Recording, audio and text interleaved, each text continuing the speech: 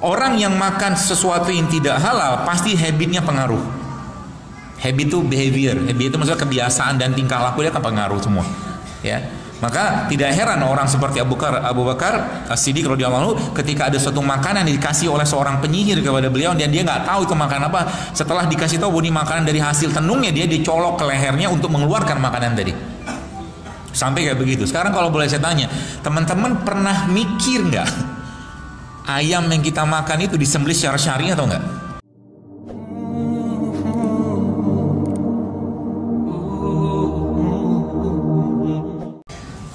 Gemuk ya, gemuk. Akhirnya apa?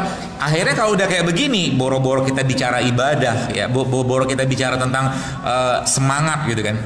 Karena apa? Semua yang kita makan akan mempengaruhi tubuh kita. Semua yang kita makan pasti mempengaruhi mood. Kenapa Nabi tidak mau makan biawak? Nabi kan mau makan biawak. Kenapa? Karena karakter dari apa yang kita makan akan mempengaruhi kita secara umum. Itu bahasa itunya. Jadi kalau kita pengen, kalau misalkan maaf lah orang-orang barat yang makan babi, memang karakternya kayak begitu, babi, homo, ya, nggak ada semangat juangnya, mereka begitu. Jadi babi itu punya karakter yang buruknya luar biasa, dan itu dimakan oleh orang sehingga tidak heran mereka lesbi, gay, LGBT segala macam, karena memang apa yang dimakan mereka itu membentuk karakter mereka, teman-teman sekalian. Sampai kan Allah katakan, apa Nabi mengajarkan pada kita, Allah mafini bihalalika haramika waqni wadika masiwak, seperti itu. Karena memang jangan sampai meskipun substansinya halal tapi nggak halal akibat dari rezekinya nggak halal, maka itu mempengaruhi habit. Orang yang makan sesuatu yang tidak halal pasti habitnya pengaruh. Habit itu behavior, habit itu maksudnya kebiasaan dan tingkah laku, dia akan pengaruh semua. Ya. Maka tidak heran orang seperti Abu Bakar As-Siddiq radhiyallahu anhu, ketika ada suatu makanan dikasih oleh seorang penyihir kepada beliau dan dia nggak tahu itu makanan apa. Setelah dikasih tahu bahwa ini makanan dari hasil tenungnya, dia dicolok ke lehernya untuk mengeluarkan makanan tadi. Sampai kayak begitu. Sekarang kalau boleh saya tanya, teman-teman pernah mikir nggak ayam yang kita makan itu disembelih secara syar'i atau enggak?